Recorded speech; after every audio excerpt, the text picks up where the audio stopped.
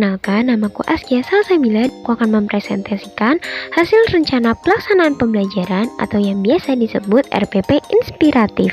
Mata pelajaran Sejarah Indonesia, Sekolah, SMA, Materi Pokok, Islamisasi dan Silang Budaya, kelas 10 semester 2, dan alokasi waktu 2 kali 50 menit untuk 2 kali pertemuan. Kemudian kompetensi dasar 3.7 menganalisis berbagai teori tentang proses masuknya agama dan kebudayaan Islam ke Indonesia. 3.8 menganalisis perkembangan kehidupan masyarakat, pemerintahan, dan budaya pada masa kerajaan-kerajaan Islam di Indonesia, serta menunjukkan contoh bukti-bukti yang masih berlaku pada kehidupan masyarakat Indonesia masa kini. 4.7 mengolah informasi teori tentang proses masuknya agama dan kebudayaan Islam ke Indonesia dengan menerapkan cara berpikir sejarah serta mengemukakannya dalam bentuk tulisan. 4.8 menyajikan hasil penalaran dalam bentuk tulisan tentang nilai-nilai dan unsur budaya yang berkembang pada masa kerajaan Islam dan masih berkelanjutan dalam kehidupan bangsa Indonesia pada masa kini. Kemudian, indikator pencapaian kompetensi 3.7.1 mengkarakteristikkan berbagai teori tentang proses masuknya agama dan kebudayaan Islam ke Indonesia. 3.7.2 menganalisis faktor pendorong kemunculan agama Islam di Indonesia. 3.8.1 menganalisis perkembangan kehidupan masyarakat, pemerintahan, dan budaya pada masa kerajaan-kerajaan Islam di Indonesia. 3.8.2 menegaskan contoh bukti-bukti perkembangan Islamisasi yang masih berlaku pada kehidupan masyarakat Indonesia saat ini. 4.7.1 menafsirkan teori tentang proses masuknya agama dan kebudayaan Islam ke Indonesia dengan cara berpikir sejarah.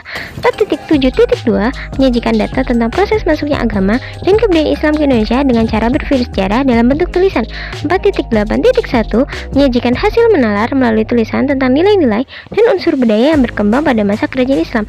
4.8.2 menjemulkan nilai dan unsur budaya Islamisasi yang masih berlangsung pada kehidupan bangsa Indonesia masa kini. Lalu, kegiatan pembelajaran dimulai dengan pertemuan 1 yang dimulai dengan kegiatan pertama, yakni memulai salam pembuka dan melakukan absepsi dengan memberi pertanyaan singkat mengenai materi Islamisasi dan silang budaya di Nusantara. Kedua, membentuk kelompok heterogen berjumlah 5 kelompok dengan pembahasan 1. Islam dan jaringan perdagangan. 2. Kerajaan Islam bagian Sumatera, Jawa, Kalimantan. 3. Kerajaan Islam bagian Sulawesi, Maluku Utara, Nusa Tenggara, dan Papua. 4. Jaringan ilmu dan pendidikan Islam. 5. Akulturasi dan perkembangan kebudayaan. Ketiga, mengamati video pembelajaran yang dilanjutkan dengan pengumpulan data. Keempat, menjelaskan maksud pembelajaran dan tugas kelompok yang akan dibahas dengan kerja kelompok. Kelima, melakukan presentasi, laporan hasil pembahasan kelompok, dan saling memberikan tanggapan. Keenam, melakukan refleksi bersama dengan mengevaluasi dan pemberian pesan moral dari materi Islamisasi dan silang budaya di Nusantara. Ketujuh, menyampaikan rencana pembelajaran berikutnya dan menutup dengan salam penutup. Kemudian, pada pertemuan yang kedua dimulai dengan kegiatan pertama, yakni memulai salam pembuka dan melakukan apersepsi mengenai kesiapan pelaksanaan tes evaluasi formatif materi Islamisasi dan silang budaya di Nusantara. Kedua, memberikan soal tes evaluasi formatif berbentuk uraian yang dikerjakan secara individu. Ketiga, memberikan penguatan materi setelah pelaksanaan tes formatif. Keempat, melakukan refleksi bersama dengan melakukan evaluasi hasil KBM materi Islamisasi dan silang budaya di Nusantara. Kelima, menyampaikan rencana pembelajaran berikutnya dan menutup dengan salam penutup. Kemudian, untuk penilaian, pada bagian pengetahuan, menilai kemampuan siswa menganalisis dan mengevaluasi materi Islamisasi dan silang budaya di Nusantara melalui lembar portofolio unjuk kerja dan tes formatif. Lalu, pada bagian sikap, menilai sikap jujur, disiplin, tanggung jawab, dan kerjasama aktif membahas materi Islamisasi dan silang budaya di Nusantara melalui rubrik penilaian observasi. Lalu pada bagian keterampilan, menilai kemampuan presentasi dan melakukan sesi tanya jawab terkait materi Islamisasi dan silang budaya di Nusantara melalui rubrik penilaian unjuk kerja presentasi. Pada bagian akhir dari RPP terdapat lampiran yang berisi bahan ajar dan instrumen penilaian. Kemudian untuk bagian instrumen penilaian terbagi menjadi penilaian keterampilan yang dinilai menggunakan rubrik unjuk kerja presentasi yang berisi nomor, nama siswa, dengan aspek penilaian berupa kemampuan menanggapi kritik dan saran, kemampuan bertanya, kemampuan menjawab atau berargumentasi, yang kemudian akan ditotal menjadi skor keterampilan. Untuk pedoman penskoran, terdapat aspek penilaian kemampuan menanggapi kritik dan saran dengan keterangan skor 4 apabila selalu memberi saran dan masukan, skor 3 apabila sering memberikan saran dan masukan, skor 2 apabila kadang-kadang memberi saran dan masukan, skor 1 apabila tidak pernah memberi saran dan masukan.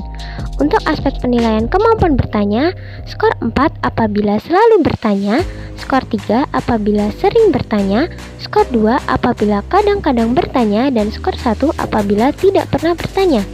Untuk aspek penilaian kemampuan menjawab atau berargumentasi, diberikan skor 4 apabila materi atau jawaban benar, rasional, dan jelas. Skor 3 apabila materi atau jawaban benar, rasional, dan tidak jelas. Skor 2 apabila materi atau jawaban benar, tidak rasional, dan tidak jelas. Skor 1 apabila materi atau jawaban tidak benar, tidak rasional, dan tidak jelas. Untuk total penilaian, jumlah skor yang diperoleh dikali 100 dibagi dengan skor maksimal. Untuk penilaian sikap dinilai menggunakan observasi. Dalam rubrik penilaiannya terdapat petunjuk. Pertama, pengisian dilakukan dengan melakukan pengamatan selama kegiatan belajar mengajar berlangsung. Kedua, setiap aspek penilaian dipilih dengan mempertimbangkan setiap pernyataan secara terpisah dan menentukan kebenarannya. Jawaban tidak boleh dipengaruhi oleh jawaban terhadap pernyataan lain. Ketiga, rubrik diisi dengan memilih salah satu kolom skor dengan memberikan tanda centang pada kolom yang tepat. Untuk keterangan skor, 1 kurang, 2 cukup, 3 baik, dan 4 sangat baik. Untuk isiannya berisi nomor, nama siswa dengan aspek penilaian, jujur, disiplin, tanggung jawab, dan kerjasama aktif. Untuk pedoman penskoran, yakni jumlah skor yang diperoleh ditambah 4 dan dikali 5. Untuk skala nilai, untuk sikap yang kurang di bawah 50, cukup 50 hingga 60, baik 70 hingga 90, dan sangat baik 90 hingga 100. Untuk penilaian pengetahuan dinilai menggunakan LKPD atau lembar kerja peserta didik. Untuk lembar portofolio unjuk kerja diberikan lembar portofolio yang berisi nama, kelas, mata pelajaran, tema yang diambil sesuai pembagian kelompok, nilai, dan juga kolom hasil. Dengan pedoman penskoran, aspek yang dinilai 1. Jika memuat tujuan topik alasan pernyataan dengan lengkap, maka skornya 25. 2. Jika data yang diperoleh semua valid, maka skornya 25. 3. Jika penafsiran topik terhadap sumber data dilakukan dengan tepat, maka skornya 25. 4. Jika sistematika penulisan laporan benar dan komunikatif, maka skornya 25 dengan total skor yakni 100. Untuk tes evaluasi formatif uraian diberikan lembar soal latihan sejarah Indonesia yang berisi nama, kelas, mata pelajaran, hari, dan tanggal menyesuaikan. Dengan pertanyaan 1.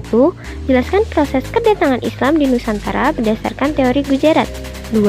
Bagaimana keadaan kerjasama perdagangan dan jalur pelayaran setelah kejatuhan Malaka? 3. Jelaskan faktor yang memengaruhi jaringan keilmuan dan pendidikan Islam di Nusantara.